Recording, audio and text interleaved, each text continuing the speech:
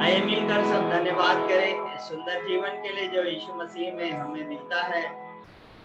चोर चोरी करने, घात करने और नाश करने को आता है, लेकिन यीशु मसीह ने कहा कि मैं इसलिए आया कि तुम जीवन पाओ और बहुतायत का जीवन पाओ।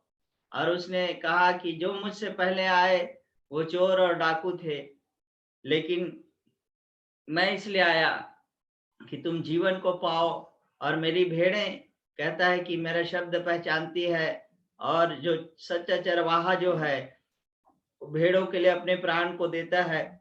तो यहाँ पर हम ज्यादातर कहते हैं कि शैतान घात करने, नाश करने को आता है, चोरी करने को आता है, लेकिन यहाँ पर यीशु मसीह ने यूहन्ना 10 अध्याय में गलत शिक्षा के बारे में इस बात को कहा है कि जो लोग मुझसे पहले आए, मतलब जो धर्म का मार्ग दिखाने के लिए आए, लोगों को धर्म के रास्ते पर चलाने के लिए आए, तरह तरह के धर्मों को जिन्होंने बना दिया, वो चोर और डाकू हैं। वो घात करने, नाश करने के लिए आते हैं और चोरी करने के लिए आते हैं। इसलिए हमें गलत शिक्षाओं से सावधान रहना है और हमें सही शिक्षा में चलना है। और यीशु मसीह जो हमारा महान भेड़ों का चरवाहा है, उसके शब्द को हमें पहचानना है। हालेलुया।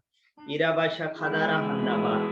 आइए इस संडे को हम थैंक्स गिविंग के रूप में मनाएं और साल भर के लिए हम परमेश्वर का धन्यवाद करें। जो कुछ उसने हमें दिया, जो कुछ उसने भलाइयां हमारे साथ की है, उसके लिए हम परमेश्वर का धन्यवाद दें। हालेलुया। उसके छूने से, उसके आने से हमारी जिंदगी बदल गई और संवर गई है। हालेलुया। हम उसका धन्यवाद करें।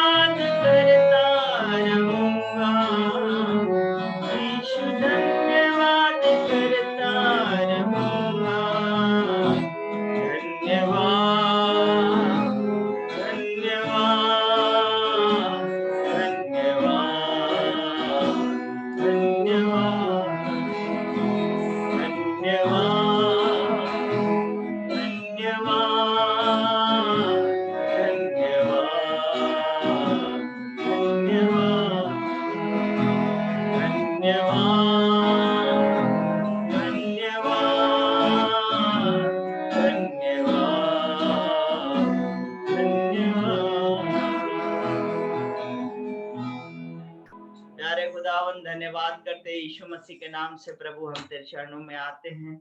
तूने हमारी आराधना को ग्रहण किया है प्रभु, हम तुझे धन्यवाद देते हैं क्योंकि तेरा वचन कहता है कि धन्यवाद का बलिदान चढ़ाने वाला मेरी महिमा करता है और मैं उसे परमेश्वर का किया हुआ उद्धार दिखाऊंगा। और मनुष्य के पास क्या है प्रेम पिता परमेश्वर जो तुझे दे सके खुदावन, हमारे पास धन्यवाद के अलावा और कुछ नहीं जो हम तुझे दे सकते प्रभु। धन्यवाद की भेंटें तुझे चढ़ाते, आगे के समय को तेरे हाथों में सौंपते। जितने लोग यहाँ पर जुड़ गए हैं प्रभु, सबको तेरे हाथों में सौंपते। हर एक इधर के विचार मसीह यीशु में सुरक्षित हो खुदावन, तेरे नाम की महिमा यहाँ पर होने पाए। यीशु के नाम से मांगते हैं, आमीन। प्रभु का धन्यवाद हो। बड़ा ही अच्छा समय हम सब का रहा। मैं विश्वास करता हूँ कि हर एक का क्रिसमस अच्छा हुआ होगा और सुसमाचार का प्रचार हुआ होगा और परमेश्वर का धन्यवाद करते हैं इस समय के लिए। और सब लोग अच्छी तंदुरुस्ती में होंगे, मैं यकीन करता हूँ। प्रभु का धन्यवाद करता हूँ। आगे के समय को हम थोड़ा सा वचन में देना चाहेंगे और मेरी पत्नी है नीलिमा सोलोमन जो आपके सामने वचन को लेकर के आएंगी। आइए वचन में से सुनेंगे।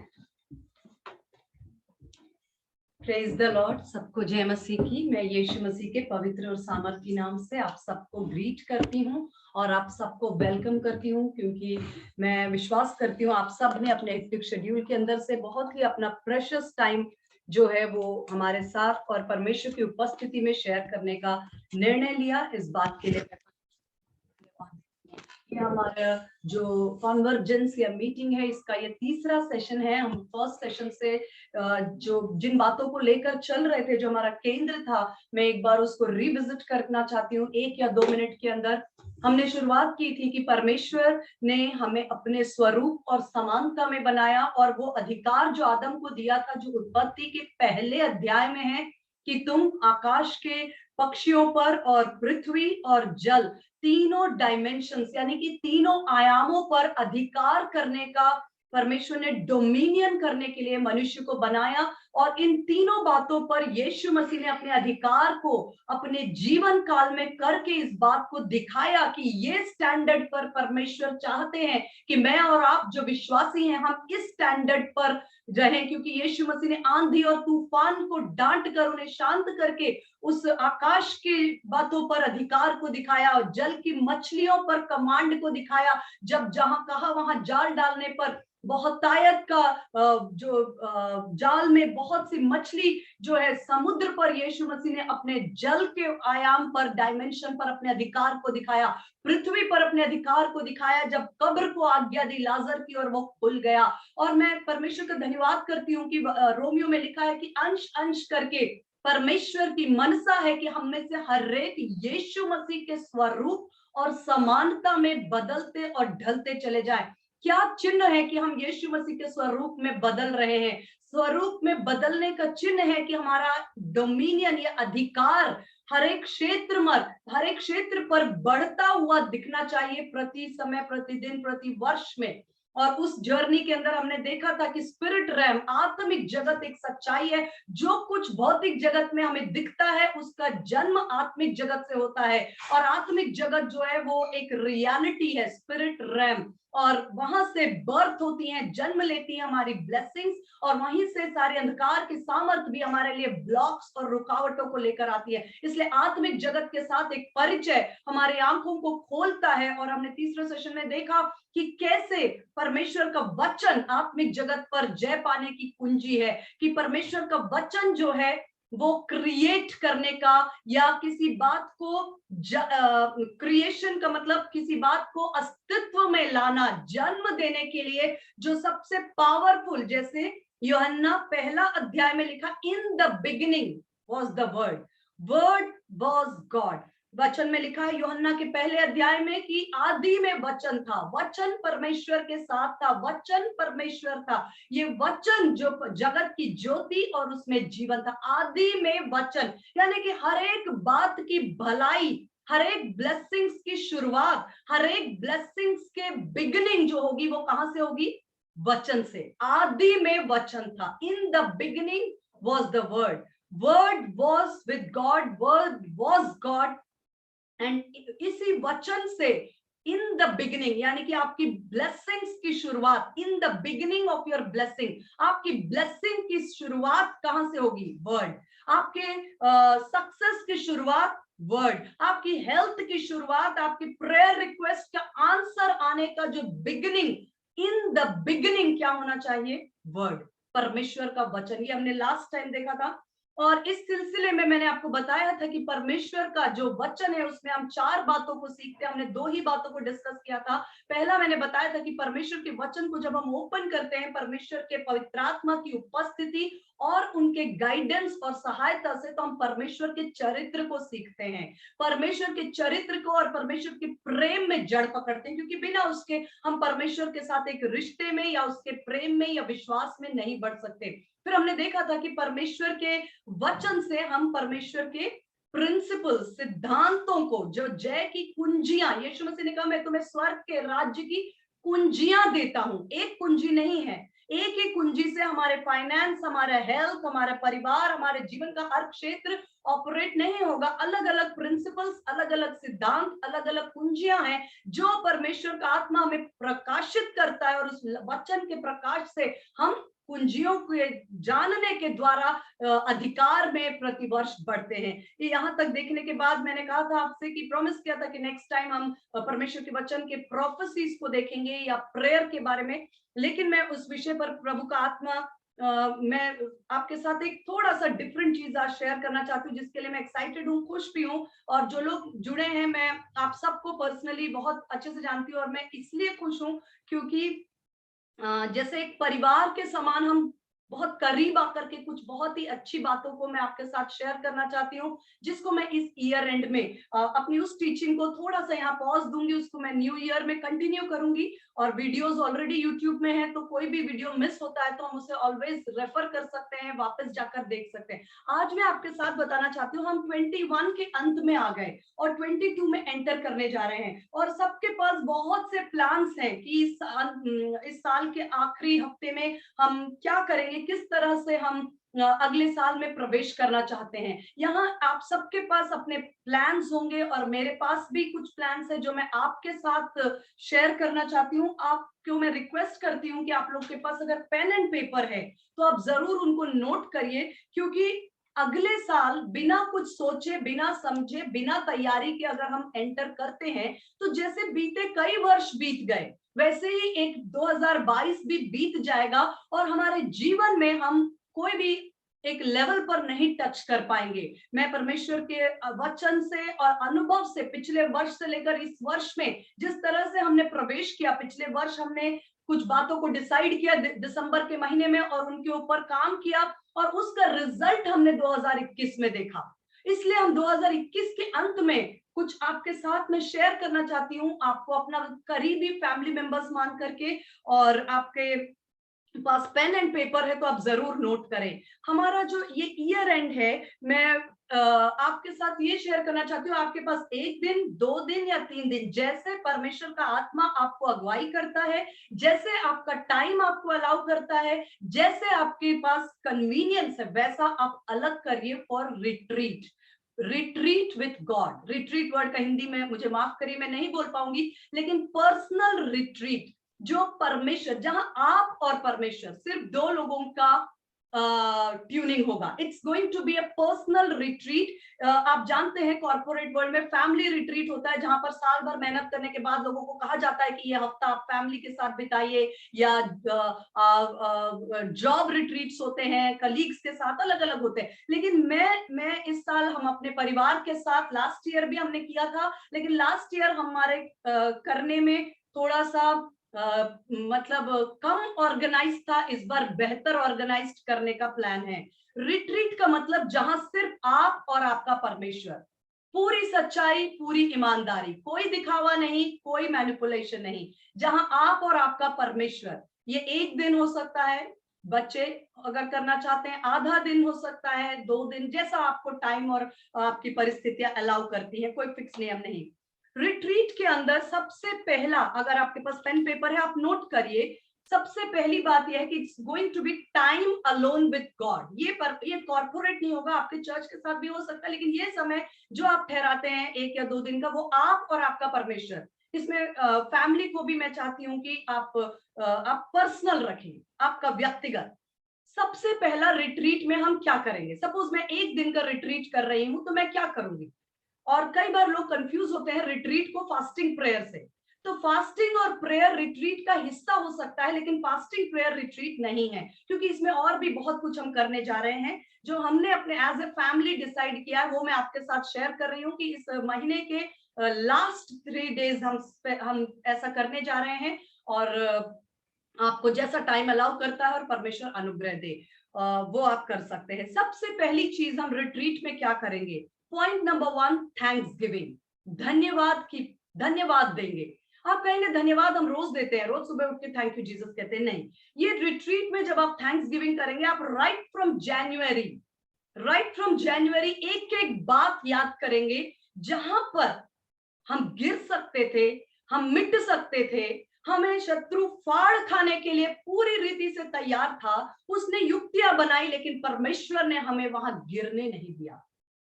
हो सकता है ये वर्ष कोविड का बहुत पेनफुल रहा, हम सबके लिए रहा, क्योंकि कहीं ना कहीं उसने हम सबके लाइफ्स को, हमारे प्रियजनों के जीवन को प्रभावित किया। लेकिन मैं हमेशा कहना चाहती हूँ, भजन संहिता आप सिर्फ नोट करिए, क्योंकि समय कम है, आप इन वचनों से परिचित हैं, बाइबल के जानकार लोग हैं। साम्स 149 का 6, भजन संहिता 149 का 6, हिंदी बाइबल में आपको मिले, आप थोड़ा पढ़ेंगे जल्दी से, है ना।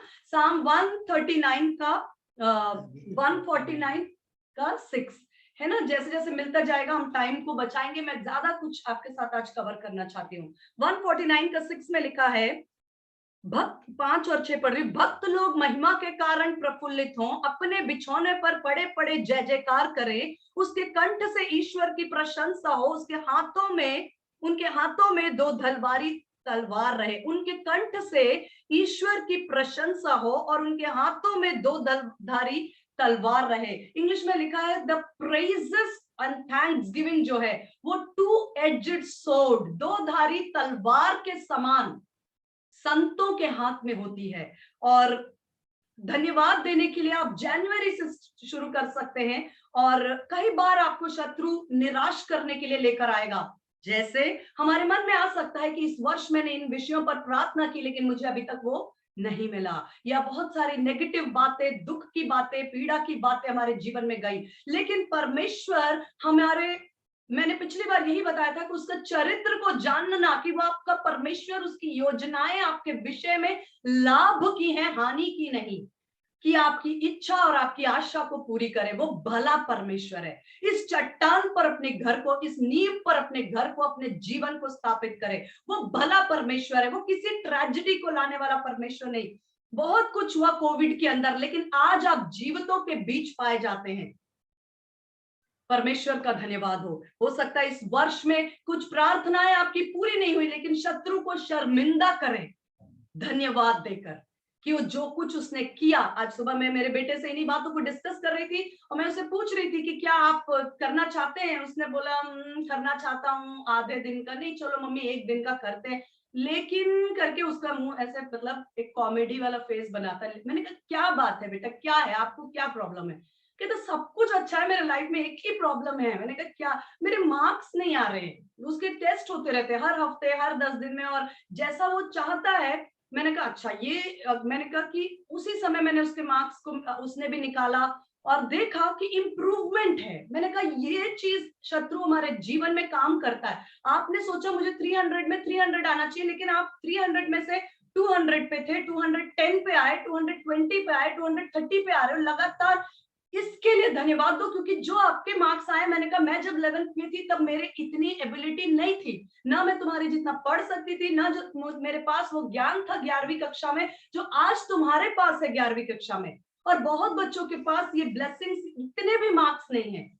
यहां से शुरू करो। ही गॉट द पॉइंट, उसे समझ में आया, उसने खुद ने देखा। और उसी समय एक और रिजल्ट जो कल रात के टेस्ट का था या कुछ था, उसके सामने आया, जिसमें पिछले टेस्ट से उसके रिजल्ट में काफी इंप्रूवमेंट था। यहां शत्रु हमें धोखा देता है कि आपने क्या सोचा है, हम उस प्रोग्रेस पर हैं। परमेश्वर को मैं इसे बता रही थी कि परमेश्वर हमें लिफ्ट करते हैं, थ्रो नहीं करते। गॉड लिफ्ट्स अस, यानी कि उठाते हैं, ऊपर फेंकते नहीं।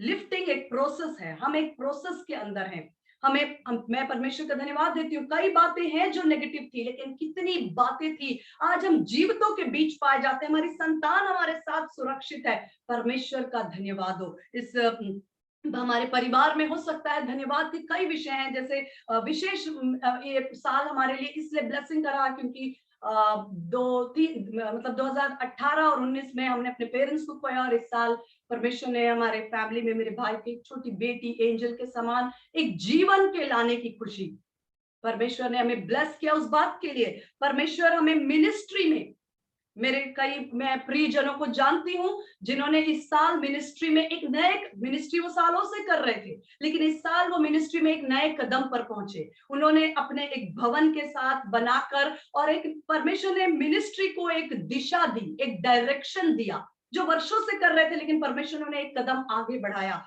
परमेश्वर ने लोगों के बिजनेस को बढ़ाया।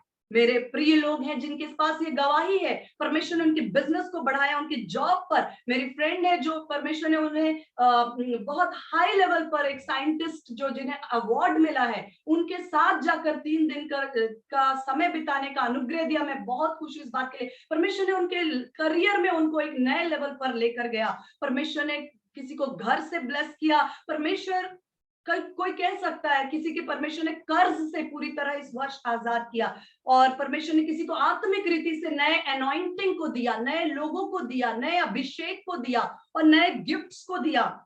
परमेश्वर ने कितने परिवारों को टूटने और बिखरने से बचा लिया। आप कह सकते हैं सिस्टर आप बहुत कुछ बोले लिस्ट में, पर इसमें मेरे पास कोई कारण नहीं। मैं आपको बताना चाहती हूँ, कईयों ने जॉब्स लूज किया, लेकिन आज भी आपके टेबल पर खाना है, आपके फ्रिज में खाना है। परमेश्वर को धन्यवाद दीजिए। शत्रु ने प्लान किया था कि आपके बच्चों की स्कूल फीस बंद हो जाए, लेकिन आज भी आपके बच्चे पढ़ रहे हैं। परमेश्वर का धन्यवाद। कई ऐसी परिस्थितियां थी जो हमारे कुचलने के लिए पर शत्रु ने प्लान की, लेकिन परमेश्वर ने उसे वो अवसर नहीं दिया, हमें जयवंत करके निकाला। परमेश्वर ने हमें मिनिस्ट्री में और कई बातों में, परमेश्वर, शत्रु ने प्लान किया कि वो हमें पूरे परिवार को खत्म कर दे, लेकिन परमेश्वर ने आज भी हमें उस जगह पर रखा जहां हम अंत में आकर कह सकते हैं थैंक यू जीसस। कई ऐसे परमेश्वर ने हमारे संतान के जीवन में ब्लेसिंग्स और बहुत सी बातों को, कोई कह सकता है मेरा बिजनेस नहीं बढ़ा, बढ़ते बढ़ते रुक गया, लेकिन मैं परमेश्वर का धन्यवाद देना चाहती हूँ कि आपको परमेश्वर अनुग्रह करे कि आज आपका बिजनेस इस कोविड के टाइम पर भी आज आप किसी के पास ये कहने नहीं गए कि इस महीने मुझे रेंट देना है या इस महीने मुझे बैंक का ईएमआई देना है, मुझे आप पैसों की जरूरत। परमेश्वर ने आपको चलाया, आपको उठाया, आपको बनाए रखा, आपके पास छत दी सर पर, कि हमारे सर पर एक छत दी जिसके द्वारा हम परमेश्वर को धन्यवाद दे सकते हैं। एक गिन गन कर स्तुति करूं उसके बेशुमार आशीषों के लिए। Count your blessings and name them one by one.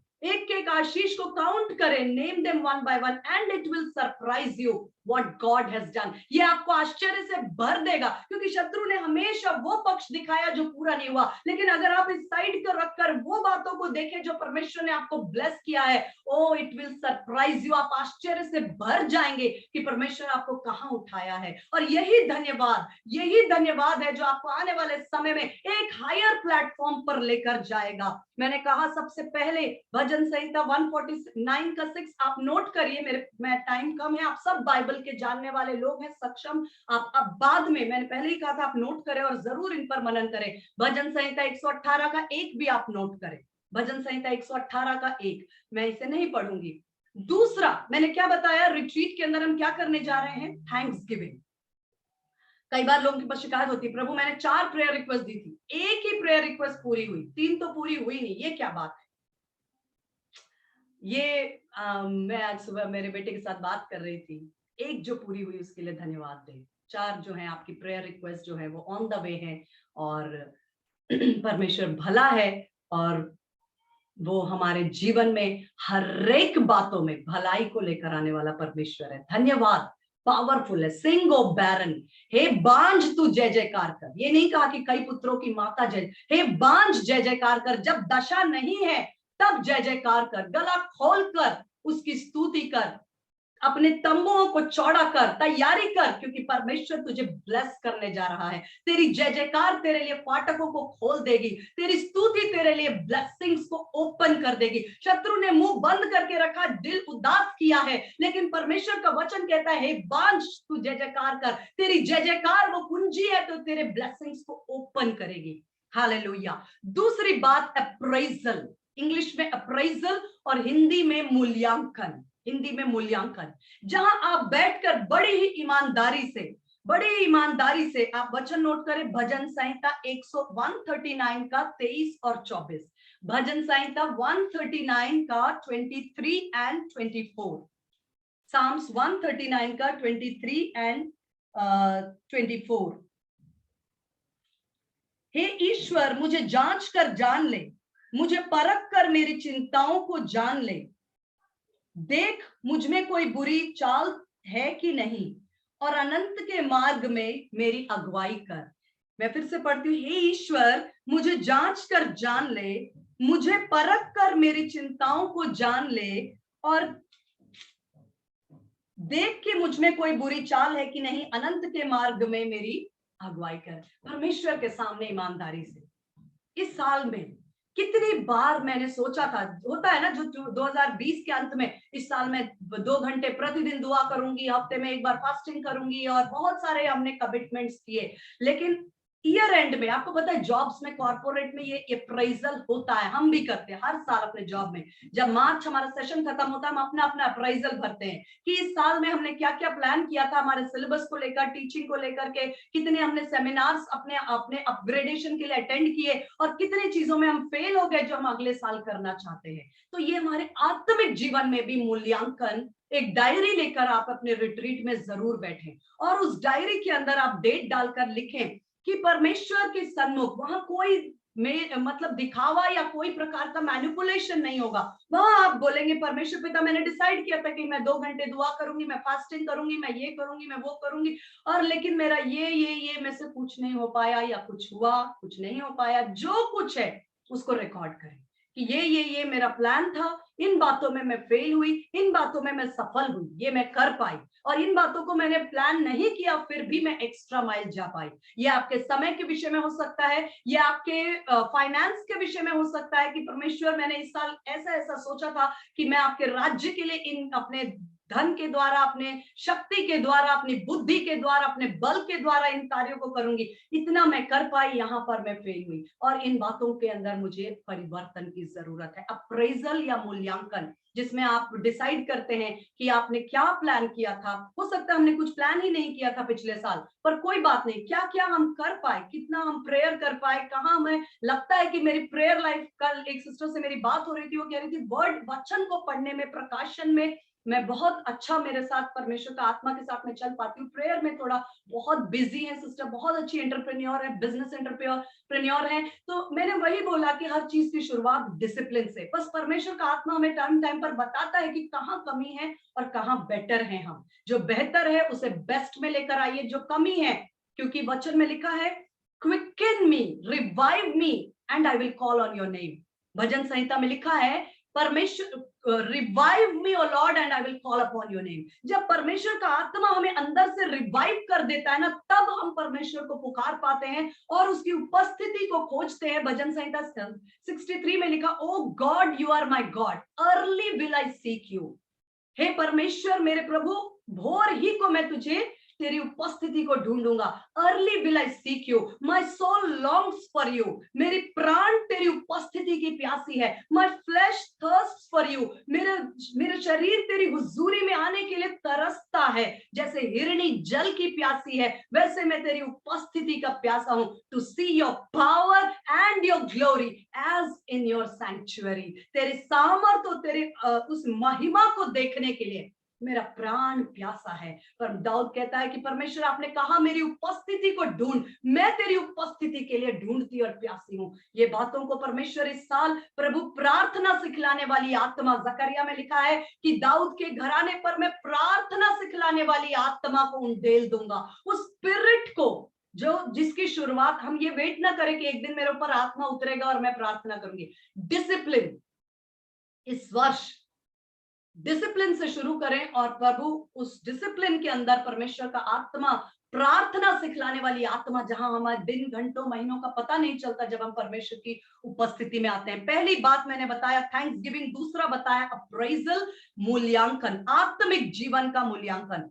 तीसरा रिव्यू। मूल्यांकन और रिव्यू करीब सा लगता है, लेकिन रिव्यू के अंदर मैं आपको कुछ क्षेत्र दूंगी, 5-6, समय को देखते हुए वो भी आप नोट करें। रिव्यू यानी कि जहां आप एक एनालिसिस, यानी कि मेरे को हिंदी में वो वर्ड्स नहीं मालूम है, मुझे माफ करें, लेकिन मैं जानती हूँ आप सब इंग्लिश को अच्छे से समझते हैं। एनालिसिस यानी कि एक एक पॉइंट पर अपने आप को जांच सकते हैं। जैसे सबसे पहला पॉइंट जहां आप अपने आप को जांचते हैं वो है स्पिरिचुअल ग्रोथ, आत्मिक उन्नति। क्यों? क्योंकि आत्मिक उन्नति से ही हम अपने जीवन के हर क्षेत्र में, आत्मिक उन्नति का ही प्रभाव जीवन के हर क्षेत्र में उन्नति में रिफ्लेक्ट होता है, दिखाई देता है। आत्मिक उन्नति इफिसियों 3:16, जल्दी से आप खोल सकते हैं। इफिसियों 3:16 मैं आपके लिए पढ़ूंगी, 16 और 17। इफिसियों 3, कि वह अपनी महिमा के धन के अनुसार तुम्हें वह दान दे कि तुम उसके आत्मा से अपने भीतरी मनुष्यत्व में सामर्थ्य पाकर बलवंत होते जाओ, और विश्वास के द्वारा मसीह तुम्हारे हृदय में बसे, कि तुम प्रेम में जड़ पकड़कर और नेव डालकर सब पवित्र लोगों के साथ भली भांति समझने की शक्ति पाओ, और उसकी चौड़ाई, लंबाई, ऊंचाई, गहराई, प्रेम की। ये वचन में लिखा है 16 अध्याय में कि अपनी महिमा के धन के अनुसार तुम्हें वो दान दे। वो दान, वो अनुग्रह, वो सहायता स्वर्ग से आती है कि हम उसके आत्मा से अपने भीतरी मनुष्यत्व में सामर्थ्य पाकर बल,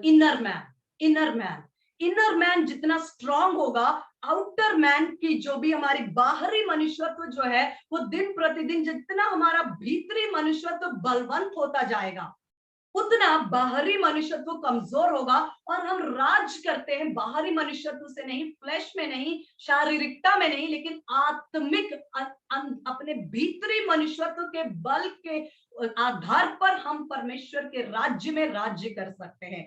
तो पहला हमारा जो पॉइंट है रिव्यू, जिसको मैंने कहा एनालिसिस, या जिसके अंदर आप अपने जीवन को इन क्षेत्रों में, इन पॉइंट्स में आप चेक करिए, नोट्स में लेकर के, एक नोटबुक मेंटेन करके कि इन क्षेत्रों में मैं कहां थी। आत्मिक ग्रोथ, क्या परमेश्वर ने मुझे पिछले वर्ष 2020 से 21 में मैंने आत्मिक रीति से उन्नति पाई, मैंने कोई नया गिफ्ट, परमेश्वर ने दर्शन का या दर्शन के अर्थ का या स्वप्न का, या हो सकता है परमेश्वर की उपस्थिति में पवित्र आत्मा का गहरा अभिषेक, पहले से अधिक गहरा, परमेश्वर के साथ अधिक इंटीमेसी और करीबी होना, वचन को आसानी से मोहरें खुलती हैं। जैसे मैंने एक बार वचन में बताया था कि अनपढ़ हो या पढ़े लिखे हो, इससे कोई फर्क नहीं पड़ता, परमेश्वर का वचन जो है मोहर बंद है, और केवल पवित्र आत्मा वो शिक्षक है जो मोहरों को खोल देता है, जिससे कि एक अनपढ़ व्यक्ति भी परमेश्वर के वचन के प्रकाश को पाता है, और पढ़ा लिखा व्यक्ति भी वचन का प्रकाश तभी पाता है जब परमेश्वर का आत्मा मोहरों को खोल देता है। Hallelujah, hallelujah. तो परमेश्वर हमें अनुग्रह करे कि क्या परमेश्वर ने हमें आत्मा में, प्रकाशन में, वचन में, पहले मुझे कम वचन याद थे, अभी अधिक वचन याद है, या किस तरह से मैंने आत्मिक ग्रोथ लिया। दूसरा, मेंटल ट्रांसफॉर्मेशन, मेंटल ट्रांसफॉर्मेशन, रोमियो के 12:1 में लिखा है कि let your minds be transformed, do not be conform to this world, इस संसार के सदृश न बनो, लेकिन अपने मन के नए हो जाने से, माइंडसेट में परिवर्तन। जो मेरी विचारधारा 3 साल पहले थी, क्या आज भी मेरी वही विचारधारा है? परमेश्वर के वचन की अधीनता में मेरी विचारधारा लगातार बदलती है। पहले किसी के बुरा बोलने से मुझे 3 दिन लगते थे नॉर्मल होने में, क्या आज भी उतना ही समय लगता है, या मैं बहुत जल्दी उन बातों को भूलकर ऊपर उठने के लिए तैयार हूं? Hallelujah, hallelujah. मेंटल ट्रांसफॉर्मेशन, पहले हर एक बात को परमेश्वर के वचन की अधीनता में आने में मेरे पास अपने ईगो था, अपनी सोच थी, अपने फॉर्मूले थे, अपना तरीका था, लेकिन अब मैं कितना परमेश्वर की अधीनता में आ पाई, कितना परमेश्वर के वचन की अधीनता में मेरे माइंड को मैं लेकर आ पाई। वही ट्रांसफॉर्मेशन है, वही ट्रांसफॉर्मेशन है, वही हमारा मन का परिवर्तन है, क्योंकि माइंड का परिवर्तन होना बहुत जरूरी, क्योंकि हमारी आत्मा, हमारे शरीर और हमारी आत्मा के बीच में हमारा माइंड एक ब्रिज है, एक ब्रिज का काम करता है। तो हमारी आत्मा हमारे शरीर के अंदर या हमारे प्रगट रूप से काम करने के लिए हमारे माइंड को यूज करता है। इसलिए शत्रु का सबसे बड़ा अटैक भी कहाँ होता है? हमारे माइंड पर, हमारे नजरिए पर, हमारे देखने के तरीके पर।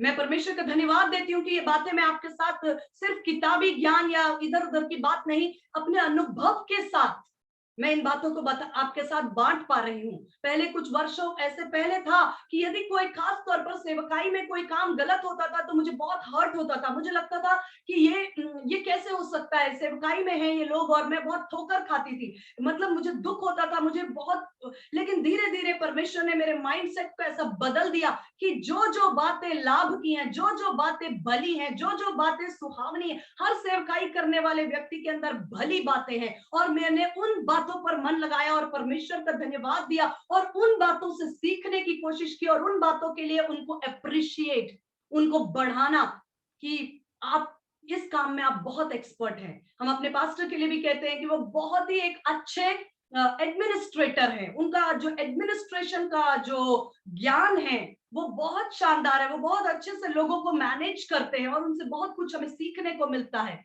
हालेलुया। पर माइंड का ट्रांसफॉर्मेशन होना हमारे लिए छुटकारा, बंधन से छुटकारा लेकर आता है, और जब बंधन से हम आजाद होते जाते हैं हम स्वतंत्र होते जाते हैं। हालेलुया। मेरा समय मुझे अलाउ नहीं कर रहा है, लेकिन मैं आपसे आज पूछना चाहती हूँ, क्या हम 5 या 10 मिनट एक्स्ट्रा जा सकते हैं ताकि मैं 3-4 पॉइंट्स कवर कर लूं? आपकी अनुमति पे हम करेंगे, हम ऐसे नहीं करेंगे क्योंकि हमने आपको जो टाइम दिया है हम उस टाइम में ही रहना पसंद करेंगे। आप मुझे अपना थंब से बता सकते हैं। ज्योति का आया है यस, और थैंक यू। मुझे कुछ सिस्टर्स का यस आया है, तो मैं रिक्वेस्ट करूंगी आप लोग जुड़ रह सकते हैं। अगर किसी का कोई अर्जेंट मीटिंग या काम है, आप डिस्कनेक्ट भी हो सकते हैं। हम जरूर इसको हम समझते हैं, हम इसको वीडियो को अपलोड करते हैं, आप फॉलो कर सकते हैं। Thank you. तो हमने क्या बताया आपको, माइंड कट। क्या मेरी सोच और विचार वही है जो आज से 10 साल पहले थी? नहीं। तो फिर मेरा ट्रांसफर, क्योंकि माइंड का ट्रांसफॉर्मेशन होना बहुत बेहद जरूरी है। The way you see things, जिस तरह से आप बातों को, अपने परिवार में सबसे ज्यादा हमें ट्रांसफॉर्मेशन का असर दिखना चाहिए। हालेलुया। क्योंकि बाहरी लोग हमारे जीवन से इतना प्रभावित नहीं होते जितने हमारे परिवार वाले। हालेलुया। क्या हमारे बच्चे आज भी यही सोचते हैं कि मम्मी ने एक बार गुस्सा कर लिया तो गए 5-6 घंटे के लिए, फिर मम्मी का मूड नहीं। वो एक पल के अंदर हमने डांटा, अगले ही पल हम उनसे प्रेम करते हैं, ये बताने के लिए कि हमारा स्वभाव प्रेम का स्वभाव है। लेकिन गलती पे हम आपको सिखाएंगे, क्योंकि हमारे पास ये जिम्मेदारी है कि हम आपको सिखाएं, पर बच्चे को उस मार्ग की शिक्षा दे जिस पर उसे चलना है। तो शिक्षा देना भी हमारा काम है, लेकिन हमारा चरित्र प्रेम है। हालेलुया। परमेश्वर के प्रेम का प्रकाशन बच्चे सबसे पहले अपने माता पिता के जीवन में देखते हैं। आज सुबह मैं अपने बेटे को बता रही थी कि आपको परमेश्वर का धन्यवाद देना चाहिए कि आपको घर में ऐसा वातावरण मिलता है कि आप अपनी पढ़ाई पे फोकस कर पाते हैं। आप जाकर देखिए, यहाँ जयपुर में एक बहुत ही बड़ा स्कूल है, गर्ल्स स्कूल है, जो यहाँ की महारानी ने स्थापित किया था। मैं उसको बता रही थी कि वहां का 10 हॉस्टल्स उस स्कूल के अंदर है, मतलब उसी स्कूल के कैंपस में 10 हॉस्टल्स हैं। और जो बच्चे उन हॉस्टल्स में रहते हैं, उनके माता पिता ज्यादातर जयपुर के रहने वाले हैं।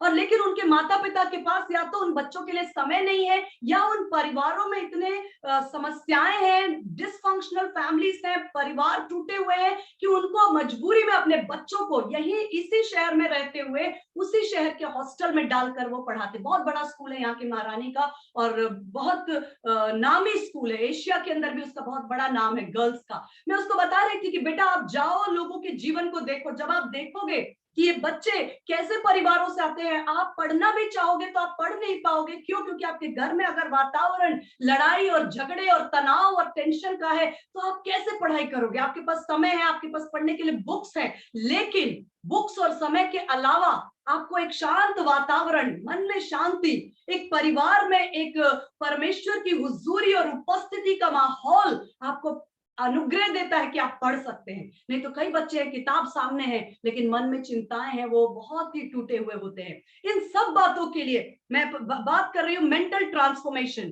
तीसरा तीसरा हेल्थ। ये मैं लेडीज को विशेष बताना चाहती हूँ, क्योंकि मैं भी इसकी शिकार थी। पिछले साल मैंने फास्टिंग एंड प्रेयर के अंदर समय बिताया कुछ, तो उसके बाद मेरे 6 किलो वजन गिर गया। और मेरे सारे प्रिय लोग, मेरे बहुत ही प्यार करने वाले सब लोगों ने, कोई एक भी नहीं बचा जिसने मुझे ये ना बोला हो कि आप बहुत वीक हो गए हैं, so and so and so बोलते रहे। शुरू में मैंने ध्यान नहीं दिया, मैंने कहा अभी क्या कर सकते, लेकिन बाद में मैंने इसको गंभीरता से लिया। मैंने कहा नहीं, परमेश्वर की सेवा करनी है तो हमें स्ट्रॉन्ग हेल्थ भी चाहिए। पवित्र आत्मा का मंदिर है ये देह। वचन कुरिन्थियंस में लिखा है, तुम्हारा शरीर पवित्र आत्मा का, तुम तो पवित्र आत्मा का मंदिर हो। तो मंदिर टूटा फूटा और दर्द और पीड़ा से कराहेगा तो पवित्र आत्मा कैसे काम करेगा? हालेलुया। मैंने उस दिन से मैं अच्छी बातों को रिसीव करने में थोड़ा जल्दी से मैं रिसीव कर लेती हूँ। मेरे स्कूल की एक सीनियर टीचर थी, मैंने वो बहुत अच्छा हेल्थ उनका है। मैंने उनसे पूछा, मैडम आप बताइए, ये सब मुझे ऐसे कह रहे हैं, मैं क्या करूं? उन्होंने मुझे बोला कि आप रोज दूध और केला। तो मुझे केला बिल्कुल पसंद नहीं है, वो कभी मैं खाना नहीं चाहती। मैं सिर्फ आपको ये बता रही हूँ, मैंने अपने रूटीन में शामिल किया लगभग 4 मंथ्स कंटिन्यू, और मैं प्रति महीने अपना वेट चेक करती गई।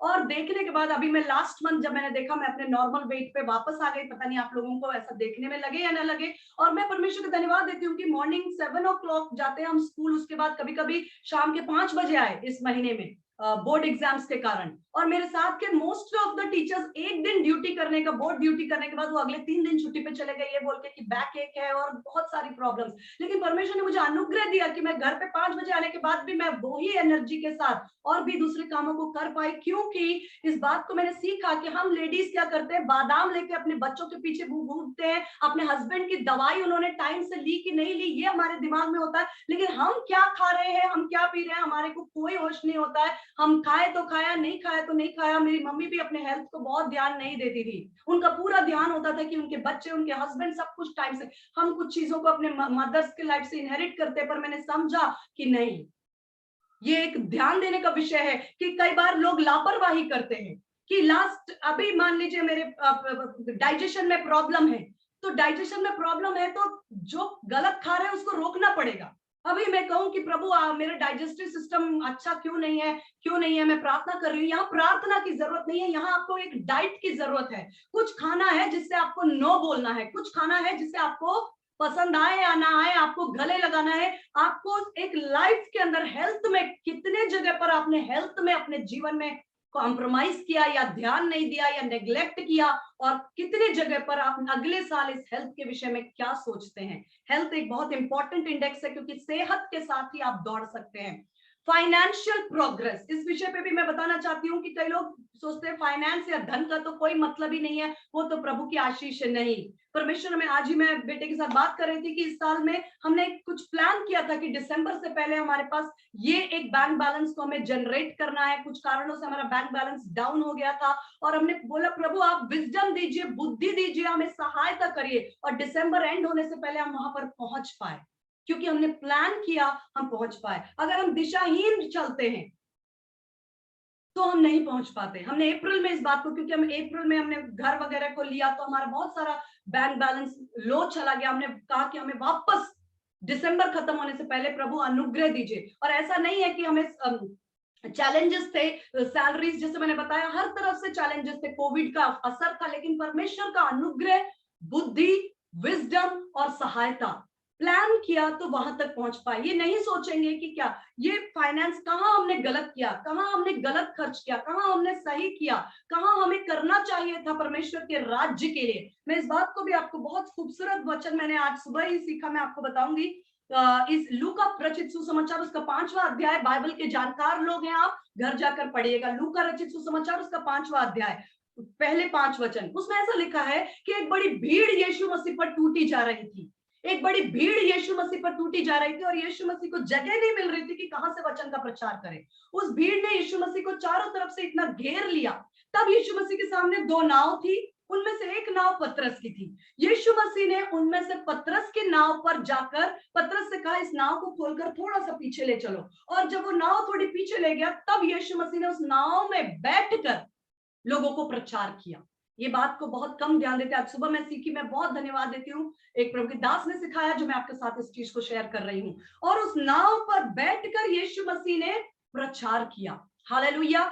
जब नाव पर बैठकर प्रचार किया उसके बाद यीशु मसीह ने कहा पतरस अब इस नाव को गहरे जल में लेकर के चल, मछली लेंगे। तो पतरस ने कहा प्रभु रात भर कोशिश की, हम कुछ नहीं पकड़ पाए, अब कोई फायदा नहीं। कहा मेरे कहने पर जाल डाल। आप जानते हैं, इतिहास गवाह है, बाइबल के पढ़ने वाले लोग हैं। लूका रचित समाचार 5वां अध्याय में लिखा है इतनी मछली पकड़ी पतरस ने, इतनी मछली, रात भर मेहनत करने के बाद भी उसको कुछ ना मिला। लेकिन ये हम यही बात को हमेशा बोलते हैं ना, लोगों को यही भाग बताते हैं कि यीशु मसीह के कहने पे जाल डाला। लेकिन आप ये देखिए कि पतरस की नाव को यीशु मसीह ने इस्तेमाल किया वचन के प्रचार के लिए। हालेलुया। पतरस के नाव पर बैठकर सुसमाचार का प्रचार हुआ, परमेश्वर के राज्य का काम हुआ। पर पतरस की नाव वो प्लेटफॉर्म बना जिस प्लेटफॉर्म से यीशु मसीह ने परमेश्वर के राज्य का प्रचार किया। और जब आपका जीवन, आपका धन, आपका शरीर, आपकी एनर्जी परमेश्वर के राज्य के प्रचार का प्लेटफॉर्म बनता है तो वहां घटी हो ही नहीं सकती। लिखा उन्होंने इतनी मछली पकड़ी कि उन्हें अपने और भी दोस्तों को बुलाना पड़ा, पार्टनर्स को बुलाया, और भी बुलाओ, और 2 नाव भर लिया। और पार्टनर्स, ये पार्टनरशिप है। परमेश्वर के साथ आप पार्टनरशिप में कभी लॉस में नहीं रहेंगे, कभी लॉस में नहीं रहेंगे। ये फाइनेंस के विषय में मैं परमेश्वर का धन्यवाद देती हूँ कि इन बातों को परमेश्वर ने पिछले वर्ष से शुरू होकर इस वर्ष तक हम ऑलरेडी कर रहे थे इस काम को, लेकिन और बढ़कर करने में, परमेश्वर के राज्य के लिए प्लेटफॉर्म बनने में, अपने धन के द्वारा परमेश्वर के राज्य को वो प्लेटफॉर्म देने में सहायता की। और हम विश्वास करते हैं कि हमने उनकी ब्लेसिंग्स को अपने जीवन में देखा है और आगे भी देखेंगे। कहां हमने गलत खर्च किया, कहां हमने सही खर्च किया, कहां हमें करना था हम रुक गए, और हम आगे के लिए क्या प्लान करते हैं। नेक्स्ट, रिलेशनशिप्स का मतलब लोगों के साथ के व्यवहार में। कई बार हम सिर्फ, हमारा ध्यान कहां होता है कि ये मेरे भाई, ये मेरी बहन, हम उनको ही विश करेंगे, हम उनको ही पूछेंगे। लेकिन परमेश्वर ने आपको कई प्रभु में ऐसे भाई बहन दिए हैं जो खून के रिश्ते से ना होकर मसीह के खून के रिश्ते से आपसे जुड़े हैं, और वो आपके साथ परमेश्वर के राज्य को बढ़ाने के लिए वो अपना कंधा देते हैं याजकों के समान, क्योंकि याजकों के कंधे पर वाचा का संदूक चलता था। वाचा का संदूक कहां चलता था? परमेश्वर के वाचा के संदूक को परमेश्वर के स्वर्गदूत नहीं उठा रहे थे, वो याजकों के कंधे थे जिसने वाचा के संदूक का भार उठाया था। परमेश्वर की उपस्थिति, परमेश्वर की हुजूरी, परमेश्वर की सेवकाई को कुछ लोगों ने अपना कंधा दिया है। वो रिलेशंस परमेश्वर ने आपको दिए हैं, यीशु मसीह के ब्लड रिलेशंस हैं वो, यीशु मसीह के खून के रिश्ते हैं वो। और परमेश्वर कहता है कि इन्हें सींचना है, इनको वैल्यू करना है, इनको थैंक यू बोलना है। इस अवसर पर मैं आप सबको जो मेरे साथ जुड़े हैं, मैं एक एक व्यक्ति का नाम नहीं लूंगी, लेकिन मैं आप सबको मैं थैंक यू बोलना चाहती हूँ, क्योंकि आपकी प्रेयर, आपका मोटिवेशन, आपका गाइडेंस, आपका फाइनेंशियल सपोर्ट, आपकी प्रार्थना, आपका उत्साह, आपकी प्रोफेसी, आपका कहना चाहिए कि मेहनत, उन सब बातों के बिना हम कुछ नहीं कर सकते, क्योंकि परमेश्वर, हर एक आशीष का स्रोत परमेश्वर है। ये लोगों के द्वारा लोगों तक पहुंचता है।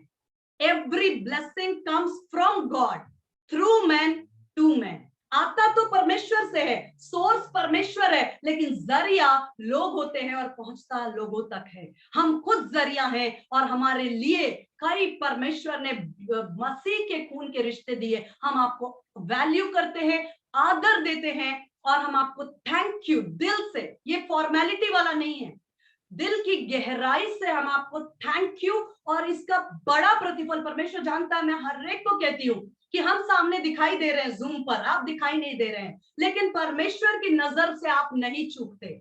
जो भाग हमारा है वही भाग आपका है, जो आशीष हमारी है वही आशीष आपकी है, जो ब्लेसिंग हमारी है वो बढ़कर ब्लेसिंग आपकी है। क्योंकि आप पीछे से, जितनी इंपॉर्टेंट ये आंखें सामने दिखती है, जितनी इंपॉर्टेंट ये माउथ सामने दिख रहा है, उतना ही इंपॉर्टेंट मेरा हार्ट है जो अंदर छुपा हुआ है, लेकिन बेशकीमती है, क्योंकि दिल ना धड़के तो ना मुंह जबान चले, ना आंखें देख सके। जितनी उतनी इंपॉर्टेंट मेरी किडनीज है जो दिखाई नहीं दे रही हैं, लेकिन यदि वो खून को मेरे फिल्टर ना करे तो मैं कुछ नहीं कर सकती। जो दिखता है और जो नहीं दिखाई देता, ऐसे हमारे सारे पार्टनर्स के लिए मैं हृदय से थैंक यू। रिलेशनशिप्स, क्योंकि प्रोवर्ब्स उसका 16 का 7 आप नोट करिए, प्रोवर्ब्स 16 के 7 में लिखा है कि जब परमेश्वर का मन तुझसे प्रसन्न होता है, तेरे शत्रुओं से तेरा वो मेल करता है। परमेश्वर का अनुग्रह है कि वो शत्रुओं से भी मेल कराने वाला परमेश्वर है। और फाइनेंस के विषय में जो मैंने बताया उसका रेफरेंस, आई एम सॉरी, आप नोट कर लीजिए, व्यवस्था विवरण 8 का 18। मैं इसलिए नोट करने के लिए कह रही हूँ क्योंकि आप दोबारा इसको यूज करेंगे अपने रिट्रीट में। व्यवस्था विवरण 8 का 18 कि मैं कुछ भी अपने मन से, अपने दिल से नहीं बोल रही हूँ, परमेश्वर के वचन की अधीनता में। व्यवस्था विवरण 8 का 18 कहता है, वो तुझे धन कमाने की सामर्थ देता है और परमेश्वर अपने दासों के कुशल से प्रसन्न होता है। और हेल्थ के विषय में लिखा है 3 यूहन्ना उसका 2 अध्याय, एक ही चैप्टर है उसमें, 3 यूहन्ना हेल्थ के विषय में मैंने बताया, उसके सामने आप रेफरेंस लिखिए। 3 यूहन्ना उसमें एक ही अध्याय है, उसका 2 वचन कहता है, हे प्रियो, जैसे तुम सब बातों में उन्नति करते हो, वैसे अपनी हेल्थ में भी, सेहत में भी उन्नति करो। मेंटल ट्रांसफॉर्मेशन रोमियो 12 का 1। हेल्थ के विषय में 3 यूहन्ना उसका 2 पद। फाइनेंस के बारे में व्यवस्था विवरण 8 का 18। रिलेशनशिप्स में प्रोवर्ब्स नीति वचन 16 का 7। तो ये थे रिव्यू, यानी कि एनालिसिस, यानी कि एक कुछ पॉइंट्स, चेकलिस्ट। इन चेकलिस्ट पर अपने आप को जांचें कि 2021 में मैं इन क्षेत्रों में कहां थी, कौन से ऐसे क्षेत्र में जिसमें मैंने बेहतरीन काम किया, कौन से क्षेत्र हैं जिनमें मैं नहीं कर पाई, कौन से ऐसे क्षेत्र में है जिसमें मुझे इंप्रूवमेंट की जरूरत। इन चेकलिस्ट पर आप चेक कर सकते हैं। ये हेल्प के लिए है, ये फाइनल नहीं है, ये लास्ट नहीं है। इसके अलावा भी पवित्र आत्मा आपको कुछ दे सकते हैं, आप उनको कर सकते हैं। ये मैं हेल्प करने के लिए जस्ट आपको दे रही हूँ। फिर नेक्स्ट 3 पॉइंट मैंने बताया, पहला थैंक्स गिविंग, दूसरा अप्राइजल मूल्यांकन, तीसरा रिव्यू, मूल्यांकन में आपको मैंने रेफरेंस रिव्यू के अंदर मैंने आपको 5 बातें बताई, स्पिरिचुअल ग्रोथ, मेंटल ट्रांसफॉर्मेशन, सेहत, हेल्थ, फाइनेंस और रिलेशनशिप्स। उसके बाद चौथा पॉइंट है प्लानिंग। 2022 में एक प्लानिंग कि आप अपने आत्मिक जीवन में, अपने फाइनेंस में, अपने बिजनेस को, अपने चर्च को, अपने अंदर के दान और वरदानों को, अपने अभिषेक को कहां देखना चाहते हैं। कई बार हम प्लान करते हैं, वो बातें कई बार पूरी होती हैं, कई बार रह जाती हैं, कोई बात नहीं, लेकिन प्लान नहीं करना, प्रभु का अनुग्रह हम सबकी सहायता करे। प्लानिंग फॉर 2022 में हर क्षेत्र में आप अपने बच्चों के रिजल्ट्स को कहां देखना चाहते हैं, आप अपनी फैमिली के अंदर यूनिटी को कहां देखना चाहते हैं, आप अपने आत्मिक जीवन को कहां देखना चाहते हैं, आप अपनी प्रेयर लाइफ को कहां देखना चाहते हैं, आप अपने वचन के रीडिंग को कहां देखना चाहते हैं। डिसिप्लिन के साथ शुरू करिए, प्रभु अनुग्रह देंगे। कभी कभी हम फेल हो जाते हैं, लेकिन आपकी निर्बलता में उसकी सामर्थ्य सिद्ध होती है प्रभु की सहायता से। और इन विषयों के साथ मैं आपको एक डिस्क्लेमर भी दूंगी। डिस्क्लेमर ये है कि आप बहुत हल्का ना लें इन बातों को। आपने सोचा रिट्रीट करेंगे और आप रिट्रीट कर लेंगे, ऐसा नहीं है। मैं आपको डिस्क्लेमर भी दूंगी, इसलिए दूंगी क्योंकि कल 25 तारीख की सुबह जब मैं प्रेयर कर रही थी, मेरे पास अगला 1 हफ्ता छुट्टी का है, आप विश्वास नहीं करेंगे। और पवित्र आत्मा मुझे ऐसे प्रार्थना करा रहा है, प्रभु मुझे ये हफ्ता चाहिए। मैं खुद को सोच रही हूँ ये हफ्ता तो मेरा है, मुझे छुट्टी मिली है स्कूल से, मेरे पास 24 घंटे हैं, फैमिली है, ठीक है, लेकिन मुझे जॉब से राहत है, ये हफ्ता मेरा है। फिर क्यों पवित्र आत्मा मुझे पुकार रहा है कि प्रभु मुझे ये वीक चाहिए, ये वीक चाहिए। ये वीक को किसी रीति से शत्रु डिस्टर्ब ना करे, डिस्ट्रैक्ट ना करे और किसी रीति से मेरे समय को नष्ट ना करे, मेरे प्लान्स को। मैं क्यों प्रार्थना कर रही हूँ मुझे समझ नहीं आ रहा था, लेकिन मुझे धीरे धीरे दिन ढलते ढलते समझ में आया कि सबसे बड़ा एजेंडा, हम जितना रिट्रीट प्लान नहीं कर रहे ना, शत्रु ने रिट्रीट प्लान करके रखा है कि एक एक बहन को, एक एक भाई को वचन से दूर रखना है, प्रार्थना से दूर रखना है, परिवार में शांति नहीं रखना है, फाइनेंस को स्टेबल नहीं होने देना, इन्हें वचन से, संगति से कैसे दूर रखना है, कैसे भटकाना है। और मैं आपको सच बताऊं, कई बार आपके पास समय भी होगा और सब कुछ होगा, लेकिन आपका मन निराश हो जाएगा। निराशा एक बहुत बड़ा हथियार है, जहां आपको ऐसे, आपके कई बार हमारे अपने लोग हमें ऐसी बातों को बोल सकते हैं जहां से आपका मन निराश हो जाए। आपके पास समय भी होगा, बाइबल भी होगा, कमरा भी होगा, लेकिन क्या नहीं होगा, मन नहीं होगा। आपका मन टूट जाएगा, आपको लगेगा कि मैं कैसे करूं, क्या करूं, कुछ इतना करने पर भी कोई वैल्यू नहीं है। लेकिन मैं परमेश्वर का धन्यवाद देती हूँ, प्रभु आपको अनुग्रह करे कि शत्रु के झूठ और उसकी चालों को टुकड़े करते हुए आप जो सोचते हैं उस बात के लिए आप परमेश्वर से अनुग्रह मांगकर इस बातों के अंदर जा सके। परमेश्वर हमें अनुग्रह करे कि इस साल में, इस साल के एंड को हम इस तरह से, जैसे मैंने बोला, प्लानिंग के साथ आप 2022 में एंटर करिए। आपके पास एक लिस्ट हो कि आप अपने आप को, अपने परिवार को, अपने आत्मिक जीवन को, अपने फाइनेंस को, अपनी मिनिस्ट्री को, अपने अभिषेक को, अपने लोगों को कहां देखना चाहते हैं। कौन सी बातें हैं जिन्होंने आपको 2021 में उदास करके, निराश करके रखा है, उन बातों पर जय पाने का परमेश्वर अनुग्रह दे। और कई ऐसी प्रेयर हैं जो हो सकता है 2021 में पूरी नहीं हुई, लेकिन 2021 की जो घड़ी है वो हमारी घड़ी है। परमेश्वर के साथ 1000 वर्ष एक दिन के समान, वो टाइम स्पेस से बाहर है। वो जब चाहता है एक पल में आपकी ब्लेसिंग, रातों रात यूसुफ राजा बन सकता है। तो एक दिन काफी है आपके गर्भ में संतान आने के लिए, एक दिन काफी है आपकी उदासी को आनंद में बदलने के लिए, एक दिन काफी है परमेश्वर के बड़ी बेदारी आपके जीवन और परिवार में आने के लिए। मैं आपका बहुत धन्यवाद देती हूँ। 15 मिनट्स मैंने एक्स्ट्रा लिया, पर मैं विश्वास करती हूँ कि शायद मैंने आपको कुछ जरूरी बातों को बोलने में, मैं पवित्र आत्मा ने मेरी सहायता की है। मैं विश्वास करती हूँ कि पवित्र आत्मा ने आज हमें एंडिंग, कैसे हमें 2021 को अंत करते हुए 2022 में जाना है, ऐसे ही कैजुअली नहीं। वो परमेश्वर हमें अनुग्रह करे कि हम नए वर्ष में गवाहियों के साथ मिले। आप जो जुड़े, मैं हृदय से आपको धन्यवाद देती हूँ। और मैं सच में कहना चाहती हूँ अपने परिवार की ओर से कि आप में से हर एक जो है हमारे लिए बहुत वैल्यूबल है। हम आपको आदर देते हैं और आपको हम प्रभु यीशु के नाम से हम विश्वास करते हैं कि आपको परमेश्वर बहुत ब्लेसिंग्स के साथ, गवाहियों के साथ खड़ा करेंगे।